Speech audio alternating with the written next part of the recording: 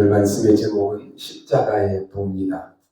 오늘 예배하는 중에 여러분에게 최고의 새 은혜가 임하기를 주님의 이름으로 축복합니다. 여러분이 오늘 아셔야 될 것이 있습니다. 지금 우리가 예배드릴 때 무슨 일이 일어나고 있느냐라고 하는 것입니다. 거의 잘 모르고 우리가 예배드리지요. 그냥 형식적으로 와서 예배드리다가 갈 수도 있습니다. 그런데 오늘 지금 예배하는 이 시간에 눈에 안 보이는 성삼위 하나님의 역사가 이루어지고 있습니다. 성부 하나님은 지금도 우리에게 말씀을 주시고 말씀을 성취하십니다. 성령 하나님은 지금도 성령의 능력으로 우리를 인도하고 계십니다. 여러분이 내 마음대로 사는 것 같지만 구원받은 하나님의 자녀는 하나님의 계획 속에 하나님의 인도함 속에 있는 것입니다. 그리고 성자 예수 그리스도는 지금도 구원 사역을 이루어가고 계십니다. 지금도 복음 듣지 못해서 죽어가는 수많은 영혼들이 많이 있습니다. 재앙 속에 지옥 속에 하나님 만나지 못해서 죽어가는 영혼들이 길을 모르니까 자꾸만 다른 길을 찾아요. 틀린 것 붙잡습니다. 발버둥을 치는데 안 됩니다. 그리스도 아니고는 대답이 없어요.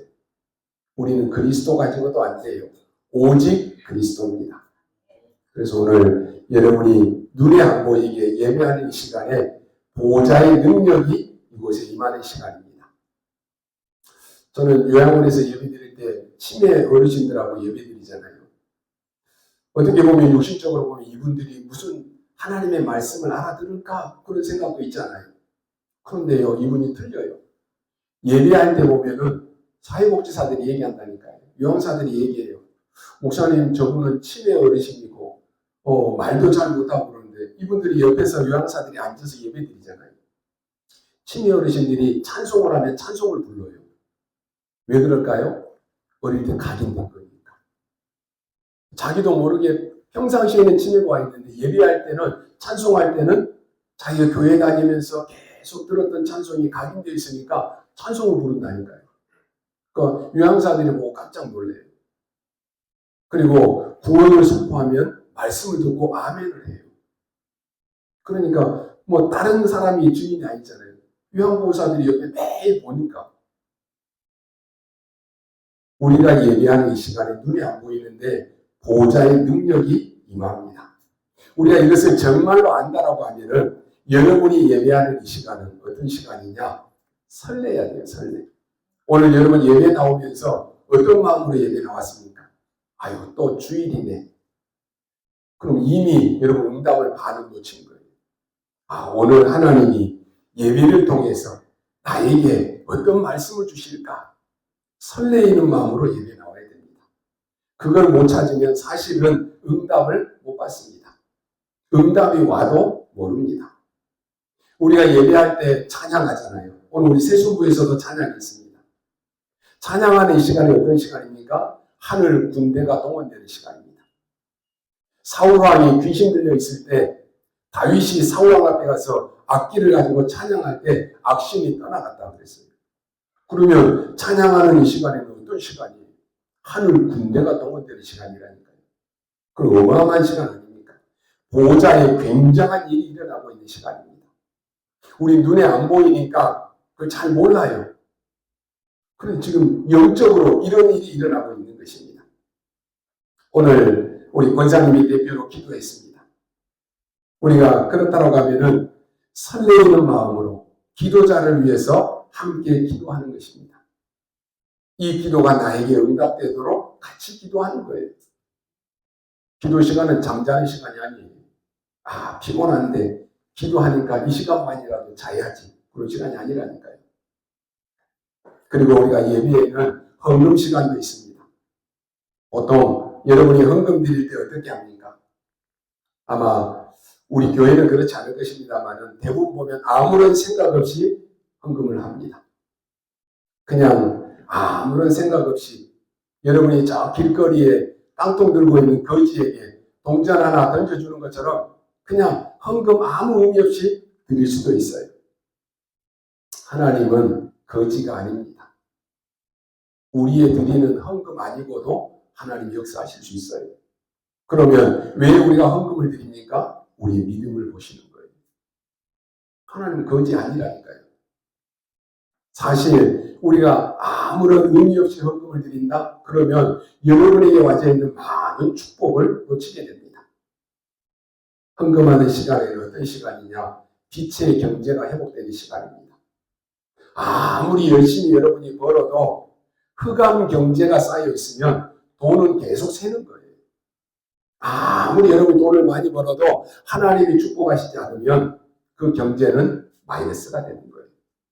근데 여러분이 오늘 믿음으로 드리는 헌금은 빛의 경제입니다. 그리고 후대를 키우는 후대 경제입니다. 우리는 선교 나가지 못하잖아요. 그러나 여러분이 드리는 이 헌금은 선교 경제가 회복되는 시간입니다. 그러니까 헌금 드릴 때 이 헌금이 얼마나 귀중한 시간입니까? 근데 우리는 대부분 이걸 놓치는 거예요. 여러분이 이것을 정말로 깨닫고 헌금한다라고 하면은 여러분은 어려움 당하지 않습니다. 오늘 예배하는 여러분 마음속에 설레임이 있습니까? 대부분 보면 언제 설레입니까? 여러분 연애할 때 다 설레했잖아요. 데이트할 때. 그리고 결혼을 앞둔 신랑 신부들이 막 설레요. 항상 이분들은 설레 24 설레이잖아요. 그런데 연애할 때는 24 보고 싶고 생각나고 설레고 하다가 이상하게 결혼해서 한 3년 지나면 이 보기도 싫어진다고 합니다. 다 그러지는 않겠지요. 그런데 왜 그러면 그렇게 될까요?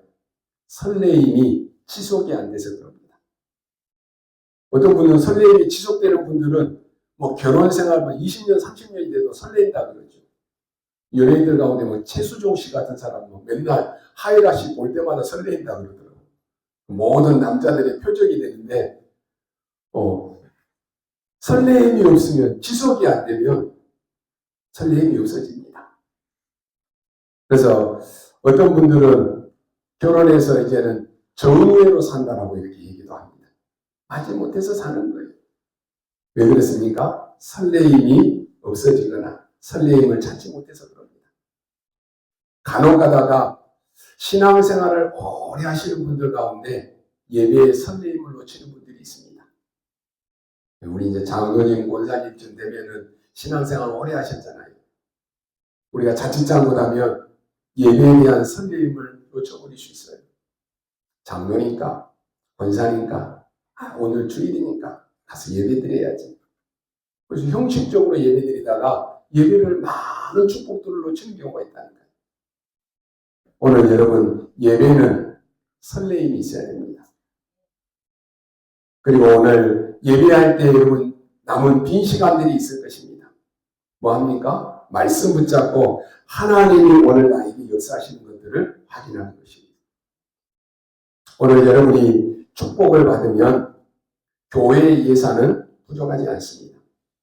성도가 많다라고 해서 교회 예산이 넘쳐나고 성도가 적다라고 해서 교회 예산이 부족한 거 아니에요. 한 사람이 축복받아도 교회 예산은 넘칩니다. 그래서 여러분이 생각을 바꿔야지만이 응답이 일어납니다. 나 한 사람이 응답받으면 된다. 그거 그냥 붙잡아야 돼요. 우리 청년들, 우리 중직자들은 항상 생각하게 해야 됩니다. 어려운 사람들은 늘 생각이 머리에 잡혀 있으니까 내가 누군가로부터 도움을 받아야지. 이게 딱 생각에 잡혀 있어요. 오늘 우리가 그렇다면 세계복음화 못합니다.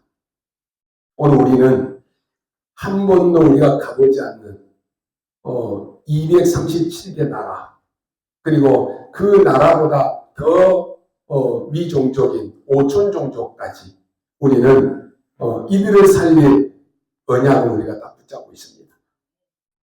여러분이 5천 종족을 우리 같이 포럼을 하면서 여러분이 나라 이름도 잘 못 외우는 나라들 있잖아요. 한 번도 들어보지도 못한 나라들도 있다는 거예요. 그 나라의 아이들은 사실 굉장한 어려움 가운데 있습니다. 그런데 이 나라 아이들이, 국민들이 놓친 것이 있습니다. 자기 나라에 놀라운 자원이 묻혀 있는데도 그걸 모르니까 우리는 누구 나라로부터 도움을 받아야지. 우리는 다른 사람으로부터 도움을 받아야지. 여기에 딱 잡혀 있는 거예요. 얼마 전에 보니까요. 앞으로 이 태양광을 사용하는 그 시대가 온다라고 했는데 에너지 90%가 아프리카에 있다라고 하는 보도를 봤습니다. 근데 아프리카 사람들 어때요? 늘 도움받으려고 하고 늘 얻어먹는 거예요. 여러분이 우리가 해외 여행이라든지 데 가서 보면요. 아예 일을 하려고 하지 않고 늘 얻어먹는 것이 습관이 되어 있어요. 그런데요. 이 5천 종족에도 237개의 나라에도요. 어마어마한 자원들이 있는데도 모른다니까요. 개발하려고도 하지 않아요. 오늘 우리는요. 생각 바꿔야 됩니다. 여러분이 어떤 어려운 가운데 있다라고 할지라도 내가 도움을 받아야 되겠다. 그게 아닙니다. 내가 누구를 도울 수 있을까? 그 눈을 뜨셔야 돼요. 여러분이 잘 아시지만은 오늘 우리 교회는 지금까지 오면서 누구로부터 도움받은 적 없어요. 저는 교회를 처음 설립할 때부터 여러분 아시잖아요. 여러분이 드리는 헌금으로만 교회가 세워진다.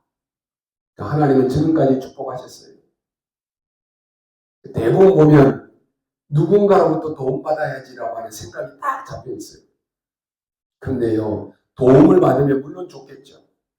근데 도움을 끊지를 못하는 거예요. 평생 가는 것입니다. 교회가 자립이 돼도 평생 간다니까요. 여러분이 생각 속에 나는 누군가로부터 도움을 받아야 되겠다. 그게 아니에요. 내가 누구를 돕고 누구를 살릴 것인가 그 눈이 열려져야 됩니다. 지금 코로나 이후로요. 많은 교회들이 문을 닫고 있습니다. 큰일 나지요. 우리 지금 자라나는 아이들이 어릴 때부터 영적인 힘을 기르지 않으면 못 이깁니다. 저 유럽, 미국 같은 나라들 얼마나 교회가 성장했습니까? 지금은 교회 문들 다 닫고 있어요. 교회가 카페로, 식당으로 다 팔려가고 있어요. 우리나라는 괜찮습니까? 우리나라는 코로나 이후에 많은 교회들이 지금 문을 닫고 있어요. 심각합니다. 유럽, 미국 같은 데에는 아직도 교회 다니냐? 너 아직도 예수 믿어? 이런다니까요. 오늘 우리 렘넌트들, 우리 후대들에게 영적인 힘을 전달하지 않으면 어떻게 되겠습니까? 앞으로 이 아이들이 자라는 2030년에서 2080년 시대에는 어떻게 되겠느냐라고 하는 것이. 복음이 각인되고 복음이 전달되지 않으면 그 시대는 당연히 저 유럽과 미국 같이 교회 문 닫았습니다. 그때 예수 그리스도 다 잃어버립니다. 누군지 모른다니까요. 그럼 어떻게 되겠습니까? 그런데 지금 우리 후대들에게 영적인 힘을 기르게 만들고 이렇게 복음이 각인되면 이 아이들이 시대 살리는 주역이 되는 것입니다. 이게 없으면요. 신앙생활하다가 다 교회 떠납니다. 교회를 떠나버린다니까요. 방황한다니까요. 오늘 우리가 복음을 아는 것하고 복음을 각인하는 것은 다릅니다. 각인이 뭐예요? 세길 각자의 도장 인자입니다. 여러분 도장 딱 파서 딱 찍으면 딱 도장이 찍히잖아요. 각인은 내 머릿속, 뇌에, 영혼에, 우리의 몸에 복음이 완전히 각인되는 것이 흔들리지 않습니다. 그러면 어떤 문제 앞에서도 넘어지지 않습니다. 창세기 37장 1절을 11절을 보니까 요셉은 세계복음화의 영향을 잡았습니다. 그런데 그것을 깨닫게 만드는 배경이 어디부터 생겨나느냐? 어릴 때부터 생겨나는 거예요. 여러분 어릴 때 여러분 TV 많이 보셨잖아요. 여러분이 어릴 때 TV 보면서 그 중간중간에 선전 많이 하잖아요. 광고. 그런데 그게 그냥 여러분이 어릴 때는 그러는가 보다라고 계속 들었잖아요. 근데 지금도 아마 여러분 머릿속에 기억나는 광고들 다 있을 거예요. 그죠? 왜요? 각인됐으니까. 듣기만 계속 들었는데 각인됐다니까요. 그래서 막 소니가 아니요 소니가 새우깡. 그리고 지금 여러분 막 부르면 다 나온다니까요. 그 또 껌 광고들 많이 썼잖아요. 롯데오레시 이런 껌들 막 아카시아. 이런 계속 광고를 듣다 보니까 나도 모르게 안 헤어졌는데 각인되는 거예요. 왜 우리가 지금 어린 우리 후대들에게 계속 복음을 얘기합니까? 각인입니다. 아는 것하고 각인은 다른 거예요. 어릴 때 복음이 각인되면 모든 과거는 발판이 됩니다. 안 그러면요, 여러분의 과거는 상처가 돼요. 상처가 되면 모든 부분에 걸림돌이 됩니다. 여러분 몸에 아픈 부위 있으면 여러분이 위한다라고 하고 살짝 쓰다듬어만 줘도 아파요. 여러분이 가지고 있는 상처가 복음으로 치유가 안 되면 그게 모든 것에 걸림돌이 되는 거예요. 그런데 복음이 각인되면 모든 과거는 발판이 됩니다. 여러분 디딤돌 아시죠? 밟고 가는 거예요. 그리고 복음이 각인되면 오늘은 전부 길이 됩니다. 이게 안 되면 모든 것이 막혀 있어요. 문이랄까요. 그런데 복음이 나에게 각인됐다. 예수 그리스도는 모든 문제 해결자. 길이 되는 거예요. 그리고 여러분의 미래, 과거는 영원한 것입니다. 요셉 동생 베냐민, 이 사람은 사실 자기 엄마의 얼굴을 본 적도 없습니다. 왜요? 자기 낳다가 돌아가셨으니까. 어쩌면 베냐민에게는 아무 문제될 거 없어요. 엄마의 사랑을 한 번도 안 받아봤기 때문에 문제될 거 없습니다. 베냐민은 원래부터 엄마가 없는 줄 알고 컸어요. 그런데요, 그 위에 형 요셉은 이 어머니가 베냐민 동생을 갖다가 갑자기 죽었으니까 요셉에게는 이게 어마어마한 큰 상처가 되는 거예요. 그러지 않겠습니까? 한참 엄마의 사랑을 받아야 되는데 엄마가 죽었다니까요. 이걸 어떻게 이길 수 있습니까? 요셉은 어릴 때부터 하나님의 축복으로 기도를 배우고 기도를 누렸습니다. 이게 세계를 바꿨습니다. 여러분 아시다시피 애굽의 이스라엘은 노예가 되었습니다. 지금 현재 어른들은 이것을 이길 힘이 없습니다. 하나님께서는 유치원생을 애굽 왕위에 집어넣었다니까요. 그 아이에게 복음과 기도를 확실하게 가르쳐서 집어넣습니다. 누굽니까? 모세입니다. 어머니 요게벳이 어릴 때부터 모세에게 확실한 복음을 각인시켜서 버린 거예요. 무슨 일이 일어났는지 여러분 아시지 않습니까? 오늘 어릴 때부터 이 복음을 듣고 자란 우리 렘넌트들이 앞으로 이 아이들이 어떤 일이 일어날지 아무도 모르는 거예요. 하나님이 아이들을 통해서 어떤 역사가 일어날지 아무도 모른다니까요. 14명의 지도자가 바뀌는 순간에 이스라엘은 블레셋에게 계속 고통을 당했습니다. 장군 가지고도 안 됩니다. 군인 가지고도 안 돼요. 하나님께서는 이제 갓 태어난 그 사무엘에게 능력을 주신 것입니다. 오늘 이것을 우리의 후대들에게 가르치라고 하는 것입니다. 다윗은 어릴 때 양을 지키면서 벌써 기도를 배웠습니다. 찬양을 하고 모든 글을 쓰고 다 했습니다. 오늘 우리 렘넌트들이 함께 예배 드리는데요. 이렇게 예배 드릴 수 있는 그런 교회들이 많지 않아요. 그리고 예배 같이 못 드립니다. 우리 저 시국에서도 우리 윤지도 같이 예배 드리는데 그런 렘넌트들이 많지 않아요. 언약 딱 붙잡으면 한 사람이 나라 살립니다. 우리 윤지도 그 언약을 딱 붙잡아야 돼요. 나 한 사람이 시국을 살린다. 그 언약 딱 붙잡아야 돼요. 우리 후대에게 가르쳐야 됩니다. 옛날에요, 우리나라 정치인들이 뭘 잘 몰라가지고 뭐라고 했습니까? 우리나라에도 막 베이비붐 시대가 있었잖아요. 제가 지금 베이비붐 시대에 태어났거든요. 초등학교 뭐 열 몇 반까지 있고 막 오전반, 오후반까지 하고 막 그랬던 시대예요. 그런데 이 정치인들이 모르니까 뭐라고 했습니까? 아이 적게 낳아라 그랬잖아요. 뭐 표도 붙이고 했잖아요. 포스터도 붙이고. 둘만 낳아 잘 기르자. 이제는 하나만 낳아 잘 기르자. 계속 그랬다니까요. 지금 어떻습니까? 결혼도 안 해요. 결혼해도 아이 안 낳습니다. 당연한 결과죠. 이제는 인구 감소까지 왔잖아요. 그런데 여기에 하나님의 계획이 숨겨져 있습니다. 이제는 다민족 시대에 열어야 됩니다. 우리나라에 지금 다민족들 얼마나 많이 들어와 있는지 몰라요. 뭐 시골 뭐 할 것 없이 뭐 식당들 가서 전부 다민족들이에요. 어릴 때 이것을 각인 못 시키면 여러분 세계를 못 움직입니다. 그래서 이것을 깨달은 바울은 회당으로 찾아갔다니까요. 그러면 우리는 무엇을 누리고 가르쳐야 됩니까? 하나님이 애굽에서 나올 때 이런 말씀을 하셨습니다. 너희는 모든 정성, 마음, 힘, 모든 것에 다 합쳐서 여호와를 사랑해라. 지금까지 있었던 놀라운 역사들을 자녀에게 가르쳐라. 홍해를 건너고 요단을 건넌 모든 기적들을 자녀에게 가르치라는 거예요. 이게 그냥이 아닙니다. 쉽게 볼 수 있도록 이마에도 붙이고 또 손목에도 붙여서 벽에도 붙이고 기둥에도 붙이고 땅바닥에도 붙여서 보라라고 하는 것이. 어릴 때 강의시키라고 하는 것이. 그러면요 상상 못할 일이 벌어집니다. 그러면 우리는 뭐를 누리고 가르쳐야 됩니까? 첫째로 어릴 때 영적으로 흑암을 치유하는 것을 강의시켜야 됩니다. 그래서 앞으로 훌륭한 일을 해야 되거나 큰 일을 해야 되는 사람들은 어릴 때부터 시작해서 예배 속에 훈련 속에 있어야 됩니다. 예배 놓치면 모든 것 다 놓치는 거라 그랬어요.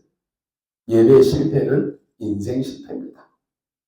그리고 어떠한 어려움 속에서도 훈련 놓치지 말아야 됩니다.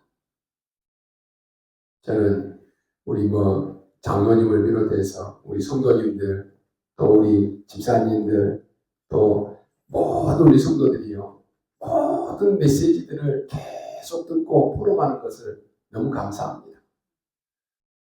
우리 천주교 집사님 같은 경우에도 일이 굉장히 바쁘고 힘든 줄 알아요. 여러분 보시면 매주 훈련 안 놓치고 다 듣더라고요. 다른 우리 랩런트들도 마찬가지고 또 우리 유명석 권사님도 매주 훈련 예배 다 들으시더라고요. 그게요 여러분을 힘들게 하고 어렵게 하는 것이 아니라 내가 사는 길입니다. 말씀을 들을 때 내가 산다니까요. 그걸 체험하니까 이게 당연시 되는 거예요. 손목에도 붙이고 계속 해야 됩니다. 제일 중요한 게 언제인지 아십니까? 어릴 때 초등학교 때입니다.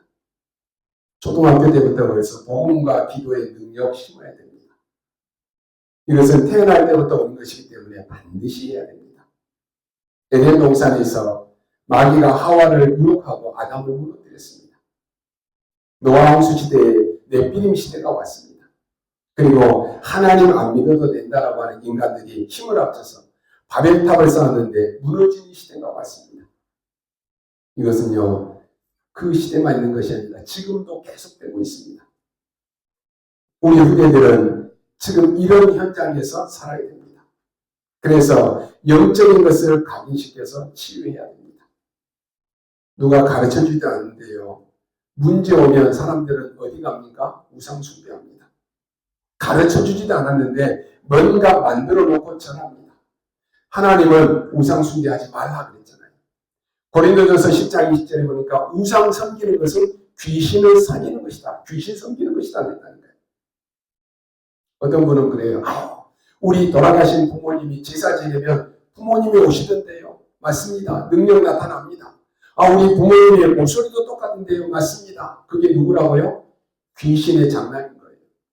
이 사단 귀신이 부모님을 가장에 속는 것입니다. 이 사단은 광명의 천사로 온다 그랬습니다. 여러분 좋은 것을 주는 척하면서 사단은 망하게 하는 것입니다. 그렇다면 제사 많이 지내면 이 귀신이 계속 오는 것이기 때문에 섬기는 것이 아니라 두들겨 패서 죽을 듯이 쫓아내야 되는 거예요. 그러잖아요. 모르니까 제사 계속 지냅니다. 그 집안으로 귀신을 막 불러들이는 거예요. 그래서 우상숭배하지 말아라 성경은 말합니다. 하나님의 말씀을 안 믿는데요. 어떻습니까? 귀신 들린 자 찾아가서 정하고 구다면 찰떡같이 믿어요. 오늘 예배드리면서 여러분 하나님의 말씀은 다 잊어버리는데 무당 찾아가서 구다고 점치면서 하는 말은 다 새긴다니까요. 그래서 평생 가요 그게. 여러분이 점치고 구다지 말라는 거예요. 목사님 재미삼아서 보는데요. 요즘에 여러분들 사주 카페 얼마나 많아요. 좀 유명한 관광지들 가서 보면 동전 하나 넣으면 사주 보는 그런 게 길거리에 쫙 깔려 있어요. 재미삼아서 보지요. 귀신은 재미삼아서 보는 그 순간에 역사한다니까요. 여러분이 좋은 게 나오면 다행이지만 안 좋은 게 나오면 어때요? 그게 확 사로잡히는 거예요. 아, 이래서 내가 이렇게 하지 말라고 했는데 내가 이래서 이런 문제가 왔나 보다. 완전히 사로잡히는 거예요. 그래서 성경은 하지 말라고 하는 것이 귀신 들린 자 완전히 속이는 자입니다. 결국은 내 마음대로 살아온 줄 알았는데 그게 아니고 마귀 자녀로 딱 묶여서 사는 것입니다. 당연히 영적 문제 오지요. 조금 있으면 육신에도 문제 옵니다. 알고 봤더니 이 문제가 내게 와진 문제가 우리의 자녀에게, 우리의 후대에게 그대로 또 대물림되는 거예요. 이걸로 끝나는 줄 알았는데 배경이 따로 있습니다. 여러분, 우리가 구원받았다라고 하는 이 말이 얼마나 큰 축복인지 여러분 아셔야 됩니다. 우리의 배경이 다릅니다. 여러분, 사람 죽을 때 보셨습니까? 저는 목사니까 임종이며 사람 죽을 때 많이 보잖아요. 죽을 때 사람은 거짓말하지 못합니다.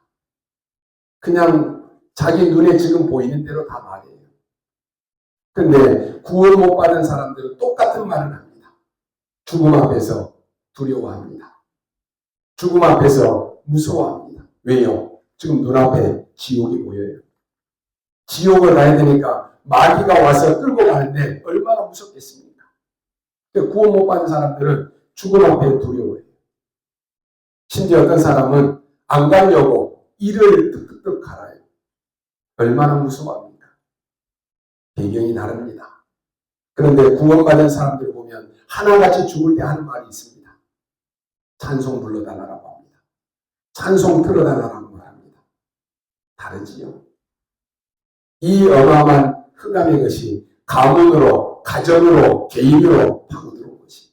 그래서 여러분 태영아 때, 유아 때, 유치 때, 초등학교 때까지 영원히 이것을 기초로 깔아주는 것입니다. 초등학교 때까지 바꿀 수 없는 것은 기초가 생겨버립니다.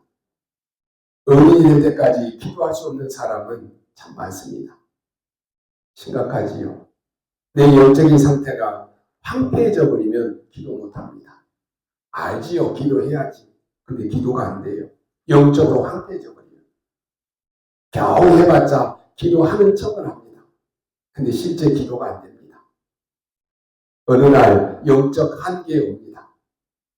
공부를 잘했는데 영적인 것은 약해져 버립니다. 어떻게 해야 되겠습니까? 공부를 잘해요. 서울대 가요. 수석을 합니다. 막 잘 나가요. 직장도 잘 나가요. 근데 영적인 힘이 없어져 버려요.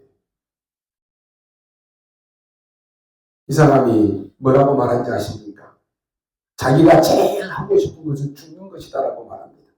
얼마나 고통스러우면 그러겠어요. 너무 힘들어가지고 그러는 것입니다.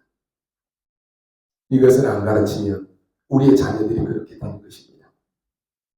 사람들이 교회에 대해서 함부로 말합니다.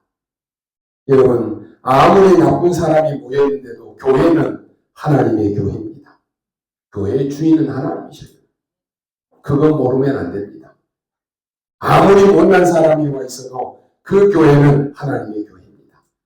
그렇다면 못난 사람도 나쁜 사람도 어디 와야 되겠습니까? 교회에 와야 되는 거예요. 교회에 와서 하나님 말씀 들어야 삽니다. 다른 길 없어요. 와서 하나님의 말씀 들어야 사는 것입니다.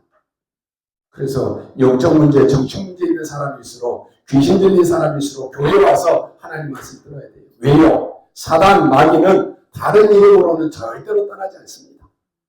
여러분의 다른 이름으로는 여러분에게 와져 있는 저주, 재앙, 지옥 권세 바꿀 수 있는 이름이 없다니까요.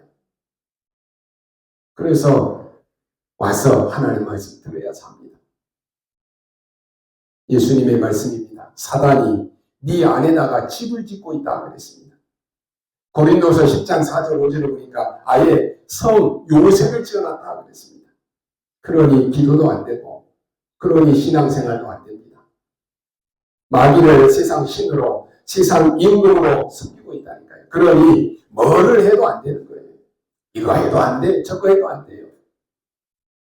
빨리 치유해야 됩니다. 두 번째로는 어릴 때 여러분이 누리고 또 줘야 될 것이 뭡니까? 영적인 힘을 심어야 됩니다. 영적인 것을 전혀 모르기 때문에 실제로 아무 힘이 없습니다.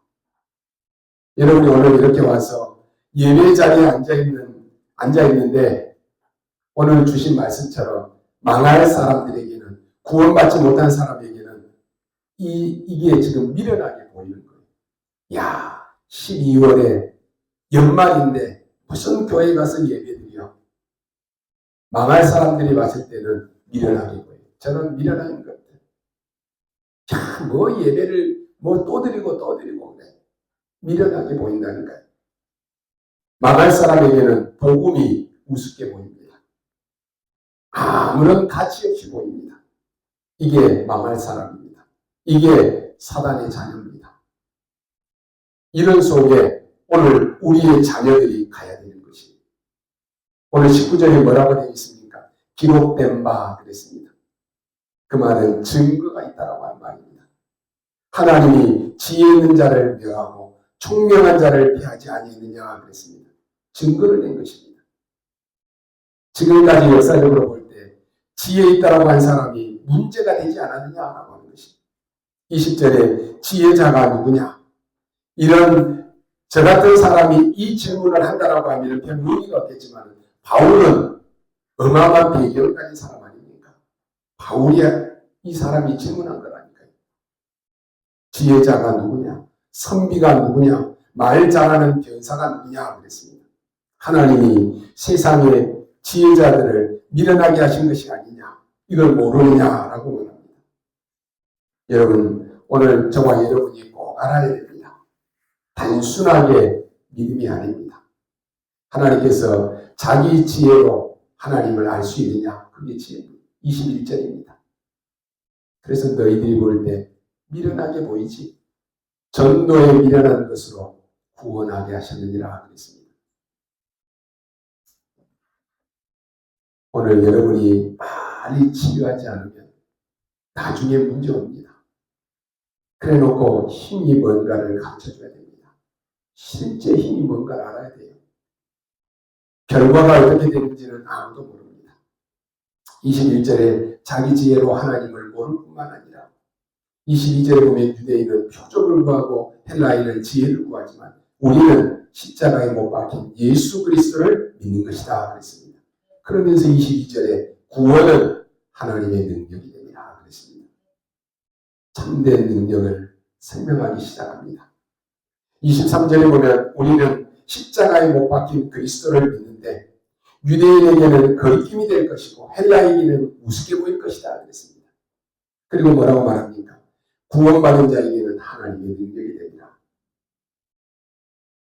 하나님의 미련한 것과 사람의 지혜하고 어느 것이 낫겠느냐? 사람의 최고 수준하고 하나님의 가장 기초하고 어느 것이 낫겠느냐라고 질문합니다. 오늘 여러분이 우리의 자녀들이 어느 축복 속에 있어야 되겠습니까? 오늘 이 능력을 가르쳐야 됩니다. 그런데 하나님이 왜 당신 같은 사람을 문벌이 없고 지혜 없는 사람을 불렀느냐라고 하는 것이. 그런데 이상하게도 미련한 자를 불러서 지혜 있는 자를 부끄럽게 하지 않느냐. 천한 자를 불러서 존귀하라고 말하는 사람들을 부끄럽게 하지 않느냐. 왜 너희를 불렀느냐. 이 고백입니다. 그러면서 아무 육체로 인간을 구원할 수 없다 그랬습니다. 네 스스로도 구원할 수 없다. 하나님이 십자가에 그리스도를 못 받고 우리를 구원하셨느니라. 그래서 뭐라고 말합니까? 아무것도 자랑할 것이 없다라고 말했습니다. 사람의 지혜로, 사람의 방법으로, 사람의 노력으로 열심히 사는 것이 세상입니다. 그런데 물론 그것도 필요하겠죠. 그러나 아무리 세상 열심으로, 세상 노력으로, 선행으로 열심히 했는데도 구원받는 길은 아닙니다. 절대 세상의 것으로는 하나님을 알 수가 없습니다. 왜 우리의 인생이 이렇게 뺑뺑 돌아서 고통과 어려움 속에 있었는지 아십니까? 이 비밀을 몰랐기 때문에 돌고 돌고 돌아서 오는 거예요. 이스라엘 애굽에 나와서 가나안 땅 길에 가는 길은 10일이면 들어갈 수 있는 길입니다. 근데 이걸 놓치니까요. 40년을 방황하는 거예요. 하나님은 전도라고 하는 이 미련한 방법으로 우리를 구원받게 하셨습니다. 우리 주변의 사람 중에는 길을 몰라서 하나님을 만나지 못한 사람이 많습니다. 또 어떤 사람은 구원에 확신이 없어서 흔들리는 사람도 많습니다. 어떤 사람은 죄로 인해서 죄책감에 눌려 사는 사람도 있습니다. 어떤 사람은 우상 숭배하고 점치고 제사 지내고, 어떤 사람은 귀신한테 시달리는 사람도 많습니다. 어떤 사람은 율법주의에 빠져서 남을 정죄하며 사는 사람도 많습니다. 정신적으로, 우울증으로, 영적 문제로 시달리는 사람도 많습니다. 이상한 데 빠져가지고 혼란 가운데 인생을 낭비하는 사람도 많습니다. 지금 우리 주변의 사람들은 죄와 허물로 그 영이 죽어서 공중 권세 잡은 자를 따라다니고 본질상 진노의 자녀가 되어서 열심히 달려가는데 지옥을 향해서 달려갑니다. 오직 부르심을 받은 자들에게는 그리스도는 하나님의 능력이요 하나님의 지혜다 그랬습니다. 그리스도를 말하는 전도를 통해서 이런 사람을 구원하시기로 작정한 것입니다. 그래서 그리스도 모르는 모든 사람들은 전도의 대상자입니다. 그리스도 아는 여러분들은 전도자입니다. 그래서 우리는 훌륭한 인격이나 우리를 자랑하는 것이 아니라 나를 구원하신 그리스도, 그 전도에 미련한 것으로 하나님이 우리를 구원하시기로 작정하신 것입니다. 그래서 우리가 자랑할 것이 뭡니까? 주 안에서 자랑할 밖에 없다 그랬어요. 이게 진정한 능력입니다. 오늘 우리가 자랑할 것이 뭡니까? 하나님이 나 같은 사람을 구원하여 주시고 하나님의 자녀 삼아 주셨다. 여러분, 세상을 능히 이길 수 있어야 됩니다. 그것은 바로 안 싸우고 이기는 것이, 그게 참 능력입니다. 사기치는 놈들은 나쁜 놈들이지만요, 사기당한 놈들도 또 나쁜 놈들이잖아요. 왜 사기당할까요? 뭔가 내가 조금 이익을 더 볼까 하다가 사기당하는 것이. 그러니까 제일 큰 능력이 뭡니까? 안 속는 것입니다. 여러분이 영적인 힘이 있으면 안 속습니다. 영적인 힘이 없으면 여러분이 자꾸만 꼬여요, 인생이. 이상하게 사기치는 사람들이 주변에 많다. 속는다니까요. 진짜 영적인 능력이 뭐냐를 알아야 됩니다. 그러면 문제 와도 두렵지 않습니다. 왜요? 알기 때문에. 세 번째로 영적 사명을 심어줘야 됩니다. 앞에 능력은 뿌리를 내려야 되지만 사명은 체질돼야 됩니다. 어떤 사명입니까? 제일 낮은 데로 갔는데 하나님은 제일 높은 곳으로 인도하셨습니다. 노예로 간 요셉을 하나님은 애굽의 총리로 세우셨습니다. 입양자로 갔던 모세를 하나님은 세계 지도자로 세우셨습니다. 이게 영적 사명입니다. 도저히 이해할 수가 없지요. 어릴 때 부모님 품을 떠나서 사무엘은 세계 움직이는 지도자로 하나님이 세웠습니다. 저는 우리 복음으로 각인된 우리 렘넌트들이 앞으로 2030년, 2080년에 어떤 지도자로 서 있을지 설레입니다. 기대가 됩니다. 왜요? 하나님이 하신 것이기 때문에. 제일 낮은 곳에서 제일 높은 곳으로 세우셨다니까요. 이게 진짜 사명의 힘입니다. 왜 그렇게 세울까요? 세계복음화라. 여러분이 뭐 돈 잘 벌고 잘 먹고 잘 살아고 그러는 거 아니에요. 포로되어 갔는데 포로에 간 나라 임금을 가르치기 시작했다니까요. 이게 복음의 능력입니다. 로마가 250년 동안이나 10명의 황제를 세워서 기독교인들을 무참하게 죽였잖아요. 참 이해 못할 일들이 벌어졌습니다. 250년 동안에 거의 다 기독교인을 박해했습니다. 그런데요, 오늘 하나님은 이 기독교를 로마의 국교로 선언하게 만드십니다. 아무도 막지 못합니다. 오늘 우리는 앞으로 우리 렘넌트 한 명, 우리 다민족 아이들에게 복음을 바로 심는다라고 하면은 무슨 일이 날지 모릅니다. 우리는 그냥 뭐 치킨 하나 시켜 먹고 피자 하나 시켜 먹고 쉬운 거잖아요. 근데 그 돈이면은 5천 종족의 아이들은 한 달 생활비가 될 수 있어요. 1년 생활비도 될 수 있어요. 이 아이들을 하나 복음으로 키운다. 이 아이들이 한 나라를 살리게 됩니다. 그래서 거기에 대한 설렘이 있어야 됩니다. 설렘이 없는 것은 응답이 없습니다. 오늘 어떤 말씀을 하나님이 나에게 주실까? 예배에 설렘이 있어야 돼요. 이번 주간에 하나님이 나에게 어떤 축복을 주실까? 설렘이 있어야 됩니다. 오늘 결론으로 말씀드립니다. 여러분의 인생 끝에 남는 게 뭐겠습니까? 하나님이 우리를 부르시면 어떻게 됩니까? 여러분이 몇 살까지 살 수 있을 것 같습니까? 지금 100세 시대라고 그러지요. 그런데 우리의 죽고 사는 것은 하나님의 손에 달려 있습니다. 하나님이 나를 부르시면 어떻게 됩니까?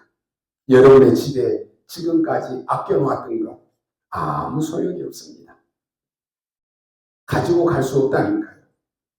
여러분이 아낀다라고 헌금도 하지 않고 막 모아놓은 돈 다 필요 없어집니다. 간혹 뉴스에 보면 그 연세 드신 분들이 페이지도 줍고 뭐 하고 한 번도 쓰지도 않고 병원도 안 가고 돈을 모았는데요. 돌아가시고 나중에 유품을 정리하다 보니까 장판 밑에 돈이 쫙 깔려 있다고 그러잖아요. 써보지도 못하고 병원도 안 가고 그렇게 인생을 가는 것입니다. 남는 게 없습니다. 데살로니가전서 2장 19절에 보니까 남는 것을 얘기했습니다. 우리가 하나님 앞에 갔을 때 면류관이 뭐겠습니까? 바로 너희들이다 그랬습니다.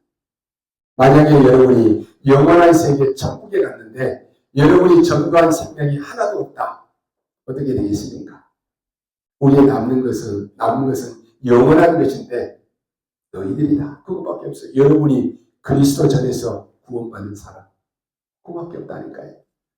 그래서 오늘 결단 내려야 됩니다.